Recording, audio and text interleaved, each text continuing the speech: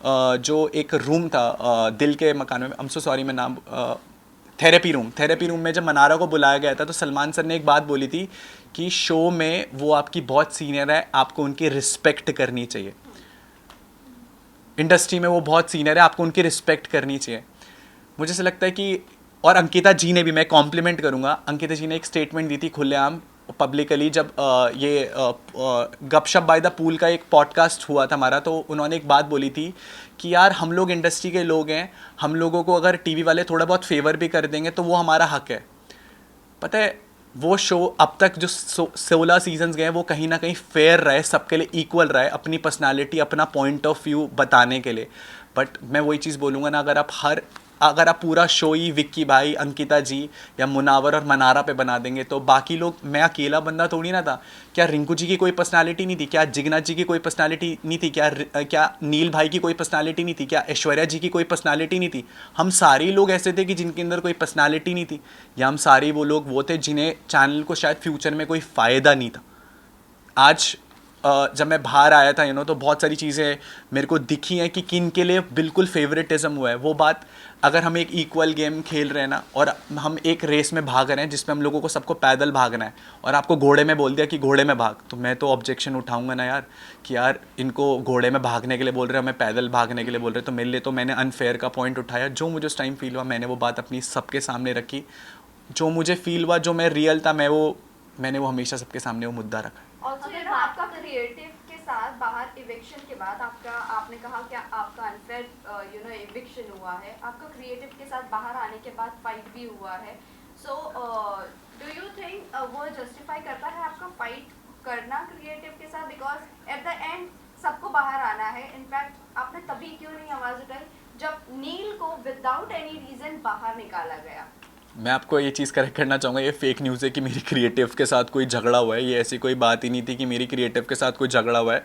And मैं पूरी news में जितने भी मैंने इंटरव्यूज़ दिए ना, मैंने सबका थैंक यू बोला है। आपको पता है एक इंसिडेंट हुआ था हाफ इन्फॉर्मेशन का, जहाँ पर बिग बॉस ने, जब वो बाइक वाला नॉमिनेशन वाला टास्क हुआ था, बिग बॉस ने मुझे एक चीज़ बोली थी कि यार हमने आपके घर वालों को और ब्रो सेना को इस प्लेटफॉर्म पर बुलाया और आपके घर वाले इस प्लेटफॉर्म पर नहीं आए, मना कर दिया उन्होंने इस प्लेटफॉर्म पर आने के लिए।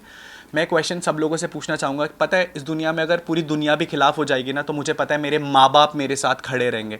और एक माँ बाप आपका हाथ कभी नहीं छोड़ेंगे किसी पॉइंट पर, चाहे उनका बच्चा कितना ही गलत हो जाए ना किसी भी चीज़ के लिए, बट आपके माँ बाप आपका हाथ नहीं छोड़ेंगे। कितना गलत हो जाता ना मेरा शो के लिए, कितना कितना मजाक बन जाता मेरा दुनिया में, बट मेरे माँ बाप ज़रूर आते। ये चीज़ मैं पूरी फ्रेटर्निटी को थैंक यू बोलना चाहूँगा। आप में से कई लोगों ने मेरे भाई को रीच आउट करके ये चीज़ सच्चाई रखी। एक ऑडियो कॉल भी शायद वायरल हुआ था कि जहाँ पर ये बात हुई थी कि उन्होंने कभी ये बोला ही नहीं था कि आप इस शो पर आओ, आपको बस ये था कि आप हमसे बात करो, हम वो वीडियो फुटेज लेंगे। एंड मैं किस किस सिचुएशन से गया हूँ अंदर, जब मेरे को ये चीज़ पता लगी है कि मेरे घर वाले शो पर नहीं आए। पूरे सीज़न में लोगों ने मुझे चिढ़ाया है कि तेरे घर वाले, तेरे मम्मी पापा इस शो पर नहीं आए। आप समझ सकते हो मैं क्या गेम दिखाता, जहाँ पर मैंने शो के अंदर कभी ये चीज़ शेयर नहीं करी कि मेरे पापा को 2 बारी ब्रेन स्ट्रोक था, मैं दुबई था, मेरे मम्मा का ऊपर वाले जॉ का ऑपरेशन हुआ था। मेरे घर वालों ने ये बात मुझे इसलिए नहीं बताई थी क्योंकि मैं दुबई कुछ काम से गया था।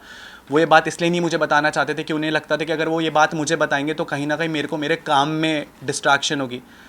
मेरे थॉट प्रोसेस में ये था कि यार मेरे माँ बाप शायद इसलिए नहीं आए क्योंकि मेरे माँ बाप की तबीयत ख़राब है। आपके घर में सबसे अच्छी दोस्ती कह सकते हैं मनारा के साथ भी है, बट बाकी रिश्ते भी थे, उनमें खटपट होती थी। जब आप बाहर भी निकल रहे थे तब आपने बोला कि मनारा ही मेरी अच्छी दोस्त है, उसका ख्याल रखना। लेकिन आप दोनों के बीच में काफ़ी डिफरेंसेस हुए थे। उन्होंने आपको नॉमिनेट किया था, आपने उनको नॉमिनेट किया था, तो ये दोस्ती कैसे जस्टिफाई करेंगे? नॉमिनेशन भी हुआ एंड देन दोस्ती भी है, तो ये दोनों चीज़ें तालमेल नहीं बैठता इन चीज़ों का। मैंने अभी शायद उसका आंसर करा है कि कहीं ना कहीं हम लोगों को, मैं वही बोला ना, जहाँ पर वो गलत, आपने वो एपिसोड देखा जहाँ पर मैंने मनारा को नॉमिनेट करा है। अगर मेरा कोई पर्सनल रीज़न होता ना नॉमिनेट करने का, तो मैंने उस नॉमिनेशन में ये बोला, मनारा मुझे तो पहले सेल्फ इंडिविजुअल ओपिनियन रखते हुए दिखाई देती थी, बट आज की डेट पे मुझे लगता है तू मुनावर में इन्वॉल्व हो चुकी है कहीं ना कहीं। और मैंने बोली भी लाइन कि मुनावर तेरी वजह से गेम में लॉस्ट है।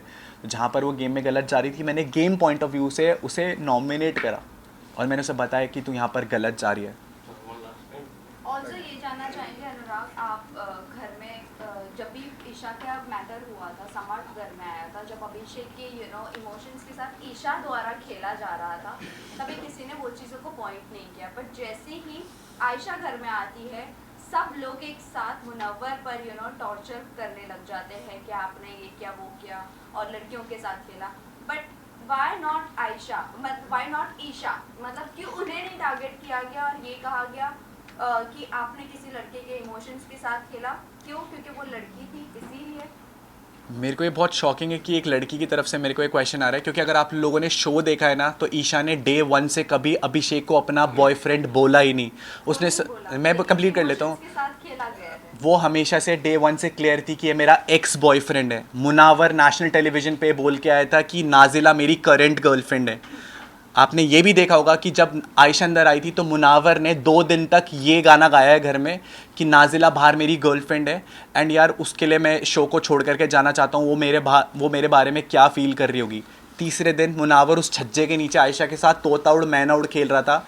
और नेशनल टेलीविजन पे अगर एक लड़का एक लड़की को ये बोलते कि मुझे तो इससे शादी करनी है, शादी की जिक्र ही नहीं हुआ था, हलाल बोला गया था। दैट डजंट मीन, जो सलमान ने भी पॉइंट किया, दैट डजंट मीन हलाल मींस निकाह ही। आपने हलाल मीन्स निकाह, हाँ, मतलब शायद शादी है, राइट? मुनावर ने बिल्कुल। निकाह का वर्ड यूज किया ही नहीं, शादी का हलाल वर्ड यूज ही word नहीं हुआ। तो हलाल का मीनिंग याद है आपको? आयशा ने ये बोला था कि हमारे उसमें ये शादी ही यूज़ होता है, राइट? निकाह होता है, निकाह। मैं शादी निकाह के लिए बोला है। अगर नेशनल टेलीविज़न पर कोई आपको गेम पॉइंट के लिए केवल ये बोले कि मेरे को तेरे से निगाह करना है क्योंकि उसे डर है, क्योंकि आयशा ने एक लाइन बोली थी कि मेरे पास इसके ऐसे ऐसे राज हैं, ऐसी चीज़ें हैं कि अगर वो मैं नेशनल टेलीविज़न पे खोलूँगी तो ये कहीं ना कहीं इसकी धज्जियाँ उड़ जाएंगी। तो उस पॉइंट को बचाने के लिए अगर कोई एक लड़का नेशनल टेलीविज़न में केवल एक लड़की को ये चीज़ों के दिलासे दे रहा है, ये चीज़ें बोल रहा है, and coming it from a girl, आपको पता है उस लड़की पे, मैंने उस लड़की को अपनी गोदी में उठा करके मेडिकल रूम तक पहुँचाया। तो डोंट यू थिंक जो सलमान ने पॉइंट रेज किया कि ये जनवरी में आने के बाद वो चीज़ कर सकती थी? दूसरी बात, आपको नहीं लगता वो अगर एक्सपोज करने गई थी तो वो पूरी तरह एक्सपोज कर देती? बट वो पूरी तरह एक्सपोज नहीं हुआ, उसने सिर्फ फेम लिया है मुनव्वर के नाम से। Don't you think that? हमने भी ये चीज देखी है कि जब उन्होंने 2 दिन मुनावर को ये सारी चीजें कही और उसके बाद तो वो खुद भी तो खेल रही थी ना चिड़िया वर्ड। बिल्कुल बिल्कुल। वो मैं भी तो इन्वॉल्व हुई। और वो खुद डिसाइड कर रही थी, मुनव्वर आज तुम ये कपड़ा पहनोगे, मुनव्वर आज तुम वो कपड़ा पहनोगे। दूसरी बात, उन्होंने अभिषेक को ये भी कहा मैं कमिटेड नहीं थी, मेरी सिर्फ बात होती थी।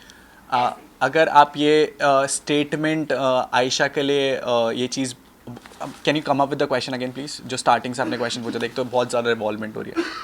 ये था कि ईशा का जब समर्थ अंदर आया था, ये तो ईशा को आप लोगों ने ये हो गया था। आपने अभी एक मिनट पहले क्वेश्चन पूछा था। लेकिन अनुराग जैसे कि एंट्री हुई थी तो ईशा ने क्या बोला था कि मैं किसी से कमेंट नहीं हूँ, मैं सिंगल हूँ, और फिर समर्थ का आना फिर कहना कि मेरा बॉयफ्रेंड है। एटलीस्ट यहाँ पे मुनव्वर का तो ये फेस है ना कि मैं डेट कर रहा हूँ, भले वो नाम मेंशन गलत करो, लेकिन एक पॉइंट है ना कि वो कमेंट है। तो आपको नहीं लगता कि यहाँ पे ईशा ज़्यादा गलत है और मुनव्वर को ज़्यादा टारगेट किया जा रहा है? मैं बिल्कुल इस पॉइंट पर बात करना चाहता हूँ। जब ईशा इस घर में आई, जब ईशा उस घर में आई थी ना, तो सब मुनव्वर ही वो इंसान था जिसने ईशा का शायरी में मजाक उड़ाया था कि आएगा आएगा आएगी आएगी, जो भी चल रहा था चीज़ों को लेकर के, जबकि उसे अंदर से पता था कि यार मेरा भी कहीं ना कहीं ये चीज़ बाहर चल रहा है। हम लोग उस सोसाइटी में जहाँ पर एक लड़की जब ये सारी चीज़ें करती है ना, तो हम उस लड़की को ब्लेम गेम करना शुरू कर देते हैं कि यार एक लड़की ने ये चीज़ करी है तो ये कैसी लड़की है, ये सोसाइटी में क्या इमेज कर रही है, एक इतने लड़कों के साथ डेट कर रही है। मैं यही पॉइंट, ये चीज़ आपने प्रूव कर दी है। बट जब वो एक लड़की ऐसा कुछ करती है ना, तो उसे कैरेक्टर लेस घोषित कर दिया जाता है नेशनल टेलीविजन पे। बट जब लड़का ये चीज़ कर रहा होता है ना, तो उसे स्टड घोषित कर दिया जाता है कि भाई तू 4 गर्लफ्रेंड भी रखेगा ना तो तेरी मर्जी है। उस लड़की लाइक उस लेकिन अनुराग आपने भी उनको टारगेट किया था, ईशा को स्पेशली आपने, जो गेम में सबसे ज्यादा आपने उसके सारे पॉइंट निकाले थे जब समर्थ आप पे एग्रेसिव हुए थे। Point is not valid. Point ये है, आप अगर बोल रहे हो कि वो डेट कर रहा है 2-3 लड़कियों को तो वो स्टार्ट, नो, आप वी आर नॉट सेइंग कि वो स्टार्ट है, और ना ही तो हम उसकी ईशा के कैरेक्टर पर मैं मुनावर की बात कर रहा हूँ, ईशा उस घर के अंदर जो ईशा और मुनव्वर की, हम दोनों की बात कर रहे हैं। ईशा के कैरेक्टर पर हम मैं घर की बात कर रहा हूँ। पहली बात ये है कि ईशा ने खुद ने अपने ऊपर उंगलियां उठवाई है, सारी चीजें रिवील कर कर कि अभिषेक के साथ उनका क्या रिश्ता था क्या नहीं था, जबकि बाहर उन्होंने बोला था कि हमारा कोई भी रिलेशनशिप नहीं है, आप कोई भी वीडियो उठा के देख लो, कहीं पर भी उन्होंने अग्री नहीं किया है। दूसरी बात, मुनव्वर स्टार्ट नहीं बोल रहे हैं हम उनको, बट द थिंग इज कि उन्होंने अगर बोला भी है कि नाजिला के साथ उनका क्लोजर नहीं हुआ था, इसीलिए हम बोल रहे हैं कि आप लोग एकदम से चढ़ गए। अगर लड़की एक्सपोज करने आ रही है तो पूरी तरह से एक्सपोज करें। आपने अगर वो एपिसोड देखा होगा तो जब आयशा आई थी ना और सलमान सर ने वो उस वीकेंड के वार पे सब लोगों से बात पूछी थी, तो उसमें मेरा नाम भी था और मैंने उस पूरे उसमें ये बोला था कि ये लड़की फेम के लिए आई है, ये अपॉर्चुनिटी कंज्यूम करने आई है। तो आपका पॉइंट मैंने ही प्रूव मैंने उस टाइम भी यही स्टैंड लिया था कि अगर उस लड़की को एक अपॉर्चुनिटी मिली टू गेट अ ऑडियंस तो उसने वो चीज़ करी। बट वो ये चीज़ कहाँ शो के खिलाफ चली गई कि वो बाहर से तो पूरा ढिंडोरा पीट के आई थी कि मैं इसे नेशनल टेलीविजन पे एक्सपोज कर दूंगी। मेरी और आयशा के साथ ये कॉन्वर्सेशन हुई है पूरी, मैंने कहा तू यहाँ पर करने के आई है, तू 10 दिन तक लॉस्ट घूम रही है, अगर तू उसके साथ एक्सपोज कर, दोनों की गलती है, इक्वल गलती है। तो मैंने वो फेम वाली चीज़ आयशा के लिए हाथ खड़ा उठाया था, जो चीज़ सही थी मैंने उसके लिए बोला। मैंने कहा हाँ सर, ये फेम के लिए कहीं ना कहीं पॉइंट रहा है ना कि मेरे को भी एक एक्सपोजर मिलेगा, but at the same time हम केवल लड़की को ही ब्लेम नहीं कर सकते। अगर एक लड़का भी एक लड़की के इमोशंस के साथ इतना ड्रास्टिकली और निका राइट, हाँ हलाल के लिए बोलेगा तो कहीं ना कहीं उस लड़की को भी एक्सपेक्टेशंस रहेंगी।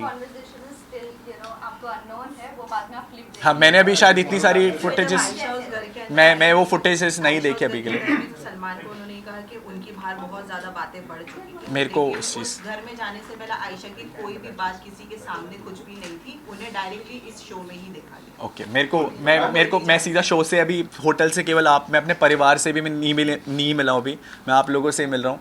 But at the end of this interview I just want to thank you. वो जो हाफ इन्फॉर्मेशन वाली बात मेरे भाई तक पहुंचाई गई और पब्लिक तक पहुंचाई गई, it's because of you. I really want to thank everyone from the news fraternity कि आप लोगों ने एक बहुत क्लियर चीज़ को सच सामने रखा। मेरा भाई ना, This is the reason आपके भाई वीडियो बना के गाली दे रहे थे। एक वीडियो वायरल हुआ था मेकर्स को गाली देने वाला, आपके भाई के थ्रू। डेफिनेटली मैं भी कहीं ना कहीं गुस्से में बोलूँगा वो चीज़। आप समझ रहे हो, मैं उस मेंटल स्टेट पे था जहाँ पर मेरे को ऐसा था यार सब कुछ ख़त्म हो चुका है दुनिया में, मेरे माँ बाप ही मेरे लिए नहीं आ रहे हैं। आप जब उस इमोशनल स्टेट से उस घर के अंदर वो चीज़ें जाएंगे ना, तो मैं भी गाली देता, मैं भी ये बोलता यार आपको पता है ना कि इस दुनिया में माँ बाप के अलावा कोई सगा नहीं है इस दुनिया में। जब आपको ऐसा लगता है ना कि उन्होंने आपका साथ छोड़ दिया तो फिर कुछ कोई उम्मीद नहीं रहती उस घर में। बाहर तो फिर भी मैं झेल लेता, उस घर में तो मेरे पास कोई पॉइंट ऑफ कॉन्टैक्ट था ही नहीं। But really wanted to thank you everyone, सब लोगों ने साथ दिया, शुक्रिया। Subscribe to Midday India. Get direct notifications on all our videos by clicking on the bell icon.